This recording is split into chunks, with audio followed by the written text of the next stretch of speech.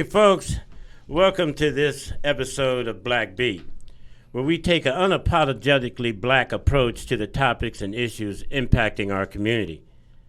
Today, we're continuing our series of environmental justice as part of the campaign we call Earth Needs Allies. This campaign is in collaboration with the Soul District Business Association and its annual fundraising event, the MLK Dream Run, happening September 17th and 18th in the inner Northeast Portland.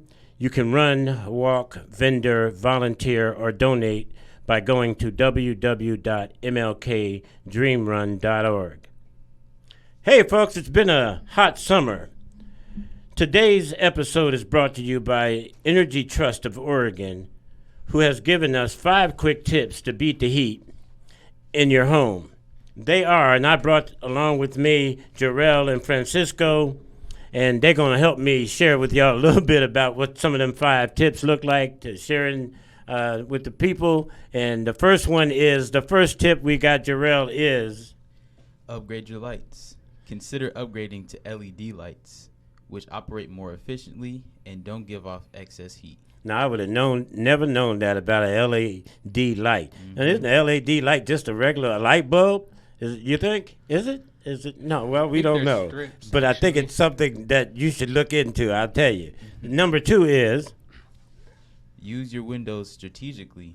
Close windows, blinds, shades, and curtains to keep heat outside.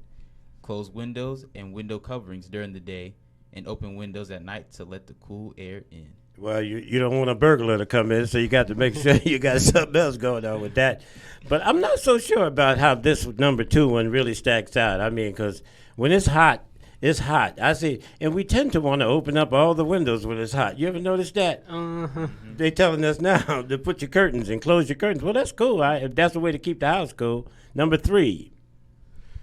All right, join the fan club. Try using a box or window-mounted fan on the shady side of your home to draw in a cool air. A second fan on the opposite side of the room or house can blow hot air out. And I can't pass up on this one. Fans. You know, when we growing up as kids, boy, I'm telling you, it seemed like every place in the house there was a fan. Boy, you got that fan? Can you bring that fan down there? It's hot. You know, everywhere you got to go, you need a fan. Everybody's house has got a fan. You know, today you may need an air conditioner. Number 4. All right, keep hot air out and cool air in. Seal air leaks and insulate your home. Add caulk or weather stripping around drafty doors and windows. Seal holes and cracks. I would agree with you, seal holes and cracks. Number 5. Make the most out of air conditioning. When no one is home, set the air conditioner or heat pump thermostat a few degrees higher than normal. Check the air filter regularly and change it when it looks dirty.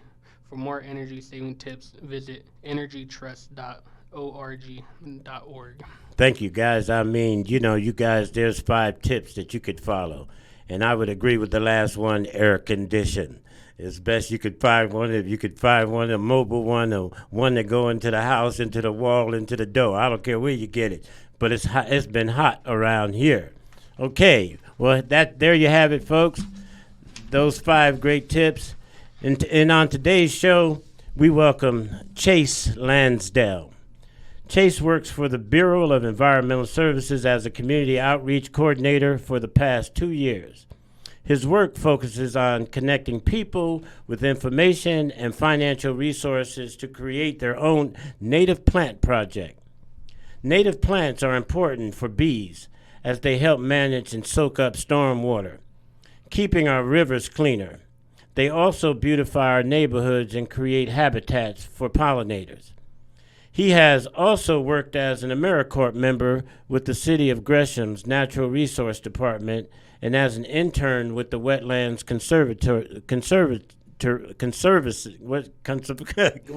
someone say that word, man. Conservancy. Yeah, thank you. A Portland-based nonprofit. Chase and his team will be at the MLK Dream Run Soulful Vendor Village this year, connecting people with opportunities to become better stewards of our environment and better Earth's allies. Welcome, Chase. We appreciate you coming to the house, man, and showing up for us. Hey, Chase, tell us a little bit about yourself, man. How'd you get here in this line of work, man?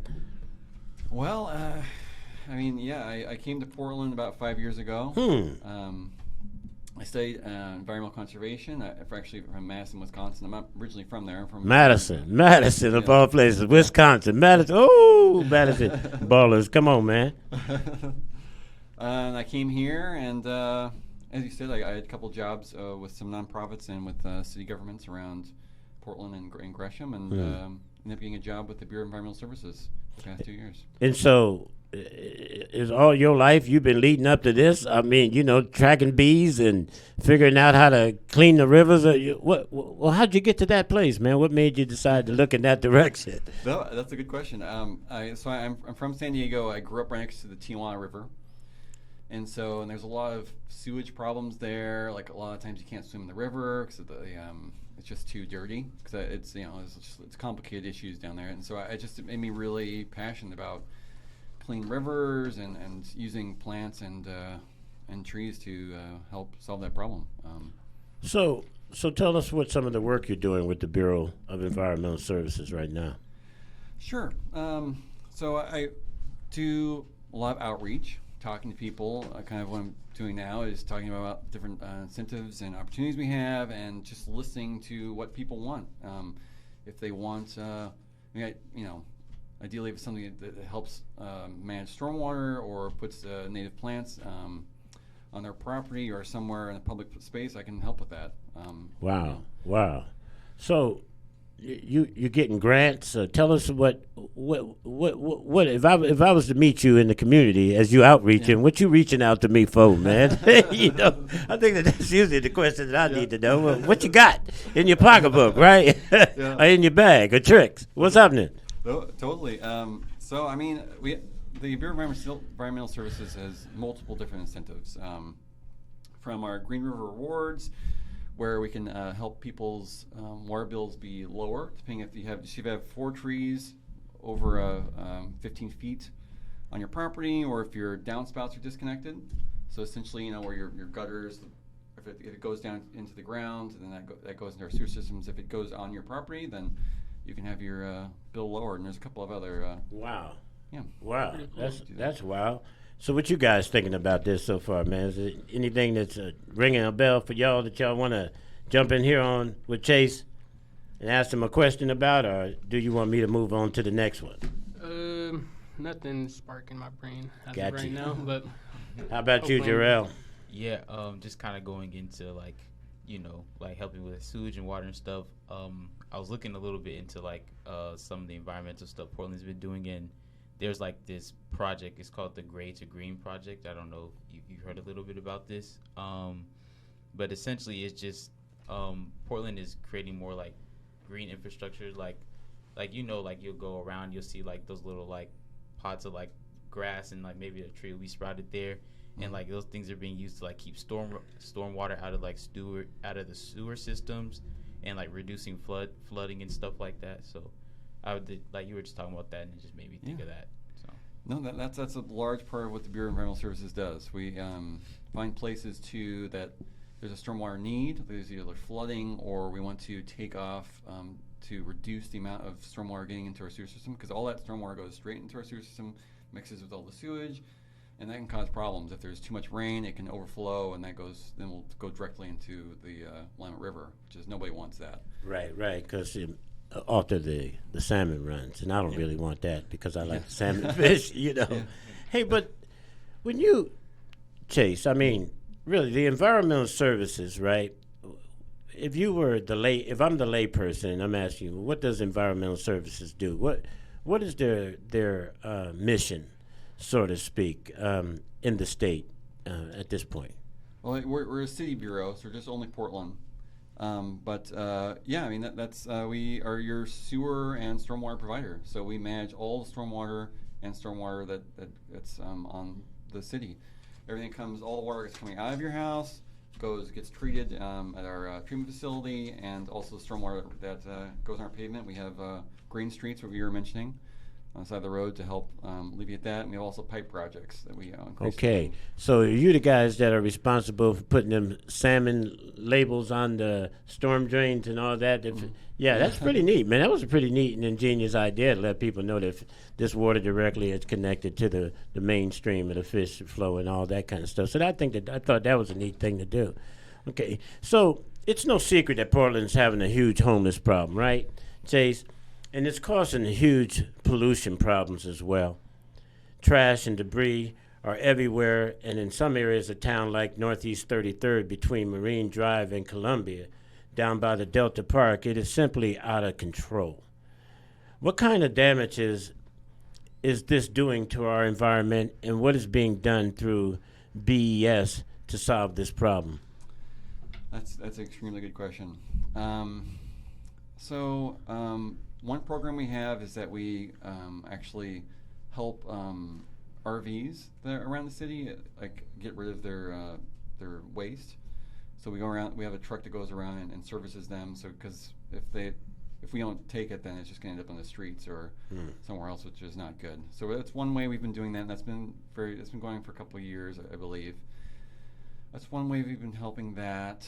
But you see what those people do down there with those RVs and the cars and all that. I mean, it seems like most of them are retired mechanics, or it seems like you ever go down. It's like all the engines are always taken apart. It's like none of the engines are in those RVs. I mean, it's like oil is everywhere, things and parts are everywhere. I mean, what do you think? I mean, it's definitely a complicated problem, and it'll take more than Bureau of Environmental Services to solve this problem. It's definitely a big problem. That's one angle we take. We have worked with them to try and get trees in there where they're camping out. To try and see if they could help with being stewards, like that in Southeast Industrial District. There's a I can't remember the exact intersection, but we've been working with them to help keep these trees. I guess it's because the trees aren't there, then the water's just going to wash off into the street and pick up pollution and then go into the river. And so well, we're not just talking about water. I mean, these people are just not. We're talking about waste, man. I mean, totally. And does a tree handle urine that well? I mean, I'm not sure, but maybe they are a better discerner of how to separate the important ingredients in pee, right? I wouldn't know, But yeah, man, I hear you saying you guys are kind of baffled by what we're experiencing in that homelessness sector. And yeah, man, I can only imagine the city has its hand full on that one. But let's move on. Do you think the average citizen understands how to apply strategies you are engaged in, like installing rain gardens, removing pavement, replacing with trees and native plants, etc.? Do you think the community or the average citizen understands the value of what you're doing? I mean, that's the reason why I'm coming out to talk to. I mean, to see what people know. Like some people know about it, some people don't. And my goal is to make sure everyone does. Come on, man, Chase, talk. Yeah. Let some people know what you got to do. Tell some people the things that they need to know, man. Come on, what don't y'all agree? He is a community engagement person, and Chase is here to let y'all know how he's trying to engage you around this issue and topic. If you had the ear of the average citizen today, Chase, what would you say to them? What would you say to them at this point in time, now that you got their ear? Oh, yeah. Well, engage the community, Chase. Outreach. Yeah. Well, I mean, I just say that native plants are huge, especially compared to just bare dirt or even grass. They help absorb the rain, which is our main concern is with the Bureau of Environmental Services. So it doesn't go picking up pollution and going into the river. It helps pollinators, which is great for gardening and our local wildlife, and yeah, it just helps greenify our cities. I mean, these higher temperatures we've been having. Yeah, man. Having extra trees on people's property or having definitely makes a huge difference as well. So when you think about the river, let's talk about the river for a second. I mean, the river, the Willamette, was several years back categorized as kind of a dirty river. So, since you've been here, Chase, I mean, have you seen any real improvements in the work in which you has any real effective change or improvements in these areas since you've been here? Well, I mean, I've only lived in Portland for 5 years, so but I mean, we're BDS is continually trying to put in more green streets around to make a difference for cleaning up the Willamette River and also the projects we've done and incentives we have, like native plant certificates. I think that does make a big difference. You can on like, you know, not just having one property, but if everyone pitches in and can get native plants on their property, and that's it can make a big difference. And that's what we're trying to do, help people connect with that. Got you. Chase, do you perceive your job as a complicated one? It definitely can be.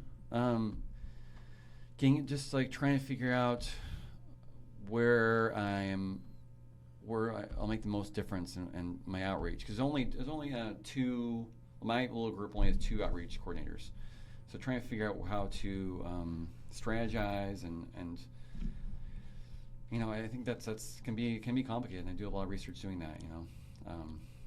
Let me change you up a real quick session here, because even though you know, man, historically we were joking a little bit about this earlier, you know, and you know, I come from a garden state, right? New Jersey, they call it the Garden State, right? And I ain't know nothing about a garden. I'm gonna tell you, I ain't seen no garden when I was in Jersey. I would tell you, I grew up in the concrete jungle, right? You know, in projects. But you know, man, when I came out to the Northwest and had some of these experiences with, you know, the native tribes and the outdoors and things of that nature, I began to understand, you know, the spiritual connection to the earth, right? But I come from a tribe of people that, you know, historically, even though we grew the land and nurtured the land and farmers and all that stuff, when we think about things like Earth's conversation about green and all that, we primarily think that it's a white conversation, right? White people have this kind of conversation, right? So what are you doing? Excuse me. What are you doing to engage, and how is the work going on you educating and engaging the black community in this line of work, or the importance of this type of work? How's that coming for you? And are you doing that, and are you finding that you're effective? And I know it's several parts of that question, but are you doing anything to connect the dot on that one? I mean, that is a large part of the work we're doing right now, and the kind of focus we're definitely trying to put the black community and other kind of BIPOC groups at the center of our outreach and incentives. Because I mean, it's a lot of people in the West Hills. I mean, they already know about these incentives, right, and they know how to get them, and they know how to reach out to the city, and so I mean, it's not helpful for us, and I don't think for the city to continually reaching out to places that already have lots of trees or know about native plants. So we're trying to focus more on North Portland, Northeast, and we are, unfortunately, my group specifically is limited on the neighborhoods we can work in, right? Which is we're tied to pipe projects, so that's just kind of our limitations. But there are other programs that are more broad, and we try and connect people to those services. Did you hear what he said, y'all?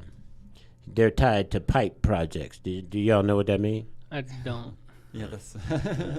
Well, ask him about it. You better tell somebody. You know. So what is pipe projects? So what's that all about? So the Bureau of Environmental Services also manages all the stormwater pipes. Underground, right.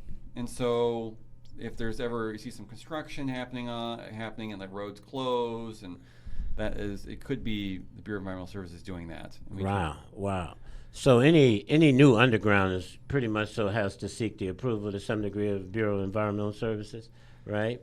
Is there any like new development projects, right? Anything that requires underground infrastructure work done, you guys come in and are part of that in any of these subdivisions or any of these new building, old road areas, housing, et cetera, right? I mean, I don't know a lot of that, the permitting and procedures that goes into that, but I yes, I mean we are a large part of that, and we also do our own projects specifically to, like, if a pipe is really old or if it needs to be enlarged to deal with the growing population in Portland. Those are also projects we've been working on. Got you. Chase, let's play a little game Okay. while we're here. Okay. Let's, okay. Well, in this game, we're going to change the pace.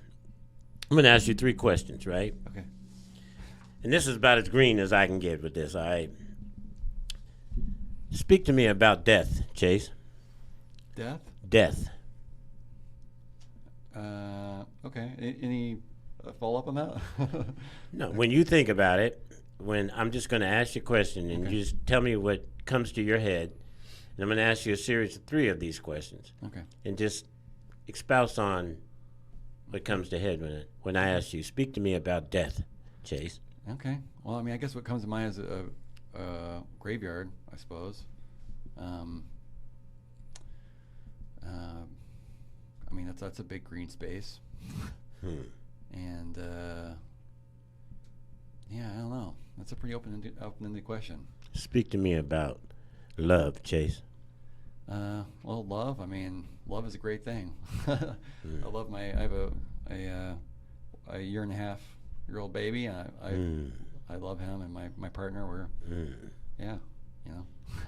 Speak to me about life, Chase. Life. I mean, yeah, life is super important. I mean, it's yeah, these are some deep questions. This is good. Yeah. I don't know. It's you have to live the life you best you can, and just take every opportunity it's presented to you. I don't know. It's still figuring out that one. Cool. Let's breathe into that one, right? Now, I've just prepared you for the next question, okay? I am a black man who's lived in the city for 60 years, right? And you have met me, and my neighborhood is changing, and you would like me to understand the importance of the service you come to provide me with. Could you explain to me what's the value of the conversation that you're trying to have with me? What are you trying to get me to know? Well, As a black 60-year-old man in a community that might not have left this community maybe once or twice in a lifetime, but there's changes going on around him or her concerning this particular area of endeavor the city has. What are you trying to get me to understand?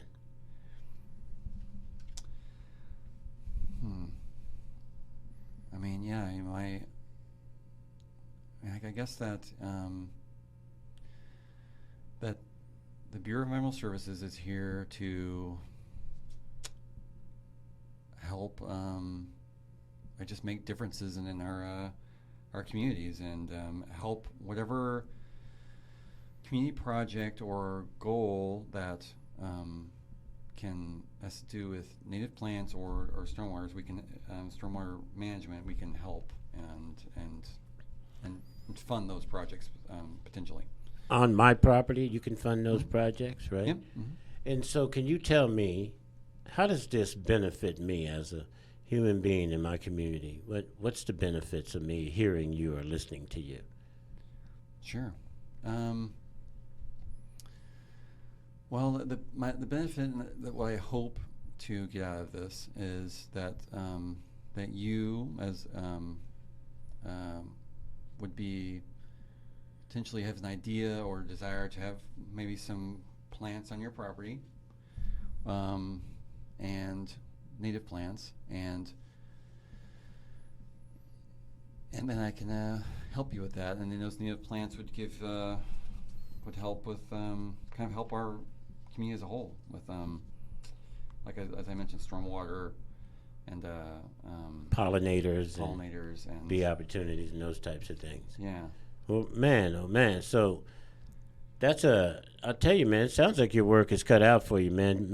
In translation, you know what I'm saying? It's kind of like So, what y'all get so far? Is anything y'all got that popping out at you guys, man? And come on, don't let Chase leave here without getting an answer, get some questions answered. You hear what I say? So for like an average citizen in the neighborhood and they don't know plant ID or any type of plants, what are some native plants that you would inform them on and try to get them to plant? It really depends on the where your property is, and a lot of the work I do is helping people connect with the right type of plants in the right space. So I'm definitely, I have like our email address to the river at portlandoregon.gov. I can definitely answer all these questions. It goes directly to me and my colleague. So I'd be happy to answer those questions. It's not always a straightforward answer. It really depends on the amount of sun and where you're at, and I'm just happy to help with that. It's my passion, Just give some examples. Oh, I guess specific examples. Tall Oregon grape is a pretty nice one. That's really good for sunny spots. Oregon grape's actually the Oregon plant flower. Yeah. Let's see. Kinnikinnick is a good ground cover. It's a really also for sunny locations. Instead of like if you're sick, you're mowing your grass, you could take it out and put kinnikinnick. It's like a little tiny, really really short wort plant that's can be good for that. Cool. Hey, Jarrell. Jarrell, you that 60-year-old man that I was talking about, or woman, in the community.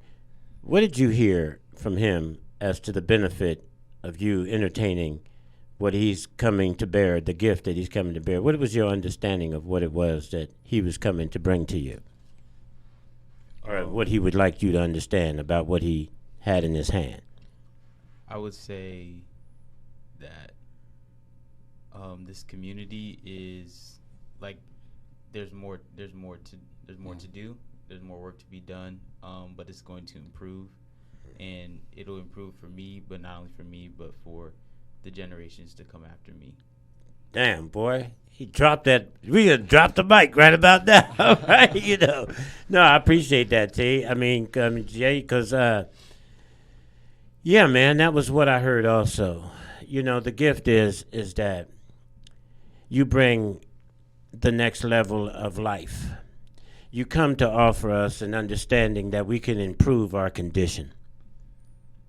That if we understood the foundation of what you had, and that is a bee. For example, bees are coming to an extinction. To a bigger degree, we have a crisis with bees. And to be able to attract more bees anywhere is a significant advancement for us in our community, number one. Number two is that the drainage on our property can be a lot more supple and a lot more advanced if we plant native plants that could possibly assist us with the drainage around our property in case we didn't know that. And also for beautification. One of the sad things that I noticed that has always been a pet peeve of mine is that when we get our elderly black people in these houses for home ownership, is what's sad is whatever the systemic realities of the barriers and the things that we have experienced over our lifetime, is that what shames me or bothers me is that a lot of times you can drive into a community and you can look at the houses and you can tell who own these houses. The housing conditions in some of these houses are reflective of the people that are living in them and the lack of knowledge they may have about how to improve on them. And then the conditions that create barriers for them to improve on them. So I would receive any kinds of assistance to advance the aesthetic look of these properties, as well as educating people to understand how they can improve on their lives' conditions. So, Chase, I understand that. Well, I'm getting away from our editor again. Obviously, she wants to inject something. Yeah, I wanted, if you could talk a little bit about your farming, your family and the farm work that you do. How is BDS work, or environmental services working with any of the farms projects that are out there? Is there any, because you're getting these native plants, but where are you getting them from? Who's growing them? Are you purchasing them from BIPOC farmers? Is there an opportunity for folks like your family to be growing these and you to be giving them? How does that work? So I now ask that same question in your words. All right, so me and my family, we are a part of this native canoe family. We have a collective farm on Sovies Island, which originally is Wapato Island, if you guys didn't know that. But so we have a BIPOC farm with 5 different plots, and we're all going for like food sovereignty. So what would your approach on farmers be, is what I'm trying to ask. Like, what are you guys doing anything with local farmers or? Well, our specific group called From Your Neighbor to the River, we don't, like I said, we have like very limited neighborhoods we can work in, and there aren't, like Savia Island isn't one of those locations, unfortunately. But there might be other, Bureau of Environmental Services. Bureau of Environmental Services is so big. I'm sure that there are elements of it that are working with farms. I'm just not quite aware of what programs we have off the top of my head, unfortunately. You mentioned native plants. At the moment right now, we're only getting our native plants from a Bosque Dell in West Lynn. And I think that could be definitely, we could do better on that to try and connect with local and closer, like actually in Portland that are growing native plants. Is that something that we are working towards? And so yeah, those are things that we can definitely work on. So what I'm hearing you say is that, the city is still in this area, is the relationships are still white on white relationships, is what I'm hearing you say. Is that you're not using any vendors or using BIPOC community vendors and buying stuff from any of those types of nurseries or farms? Is that what I'm hearing? Well, when it comes to native plants, at this exact moment, unfortunately, that is the case. Okay. With native plants, but we do use contractors from BIPOC businesses for plantings and for. Well, you mean the labor? They do. That's all right, man. But what's all this bullshit, right? But no, I'm serious, man. It's a humorous point, but I like to make just every once in a while, man. I just like to just be honest with myself, And sometimes the truth is not so good, but I think that sometimes the truth also brings light for change and advancement, just like the truth you have with us about these plants. Okay, we just can't keep doing what we're doing and expecting the earth to not need allies, because it's not getting better. The conditions are not increasing. But what is kind of scary to me is that bureaucracy won't move as fast as our need. Okay, like we got BIPOC communities, and this assumption that BIPOC communities don't know anything about this stuff, man, is ludicrous to me, man. I mean, because we've been farmers and natives have been living off the land and all this stuff, man. And so it just gets odd to me that this conversation gets to be an upper level 30th floor conversation, right, of the elitists, when in fact that I think that people down on the ground level would probably know equally as much, just as yourself, Chase. I mean, you come into this obviously not just somebody who didn't participate with this one. I don't think you're a vegan or a vegetarian, are you? I'm vegetarian. Oh God, it's another one of those things, but that's okay. We next time we'll come out with not with just a list of what we can do to improve upon our energy efficiency. We're gonna come out with a list of what it's gonna look like for you to be Greenpeace. In the clothes you need to wear, the handkerchief in your back pocket, and what mostly important amongst men and women is what's the brand on your hat.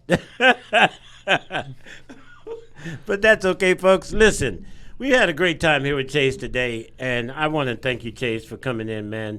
But before we go, what are 2 things that we can do to be better Earth's allies, in your opinion? Well, just I guess going back to my main points, I guess planting native plants in your yard. I mean, I think that's native plants. That can be a huge, big difference. And as I kind of mentioned before, we have native plant certificates. Right. that you can we can give you if you're a single family property owner, we can give you $100 and money to buy plants. With. Well, wait a minute. Wait, did y'all hear that? That was slipped by us. Yeah, I didn't hear that earlier. Somewhere there's $100 floating around out here and that you could get for native plants. So any of y'all that didn't hear that, he said it quietly, and at the end, they got a couple bucks for you to go buy this stuff with. Yeah. So you got to go ask them for the money, Yeah. you know. And what else, Chase? And if it's a community group, there's up to $500 for native Wow. plants. It's, Wow. I mean, there are some requirements that I can go into, and if they reach out to me, I can definitely Gotcha. make sure that Chase, they qualify. So, Chase, how does somebody get involved in your organization, man? Because obviously you sound like you need some more outreach people and some people that engage in what you're doing. What's all this bullshit going down, right? So what do people need to do, Lance, to get involved? Chase, to get involved? I mean, we have a lot of volunteer opportunities. We do a lot of plantings around Portland, and so like getting our mailing list or reaching out to us with that, we can definitely get people involved. You got an email, address, website, what? Yeah, our email address is number2theriver at portlandoregon.gov, and we also have our grants and incentives is portland.gov/BES/grants-incentives. Going once, going twice. You guys got anything left in you, in the fuel tank of the Earth Needs Allies? Nothing really, other than the website, which we've got. So to get more information, I'll just go on the website.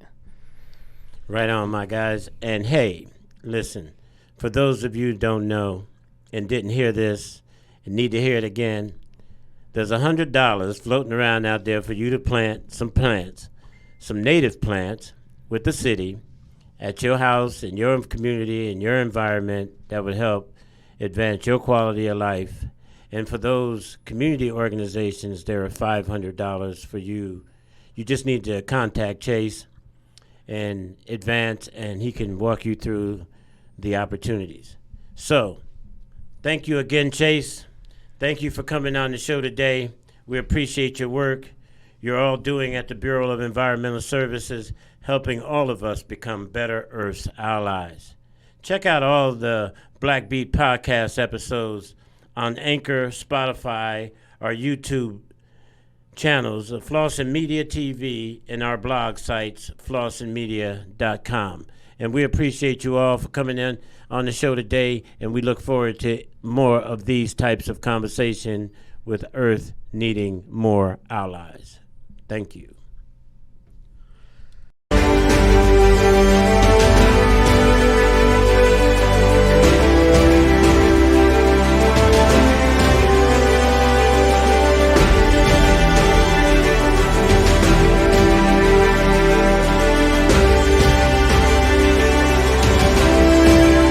Join the Soul District Business Association for our 11th annual MLK Dream Run Weekend Celebration coming September 17th and 18th to Northeast Portland. This two-day event features live music, the Soulful Vendor Village, raffle prizes, and the 5, 10, and 15K races. We've also added a free kids race for 9 and under. This year's theme is environmental justice because Earth needs allies. Select winners and participants have a chance to win a round-trip ticket courtesy of Alaska Airlines. Visit our website for more information and register today, mlkdreamrun.org.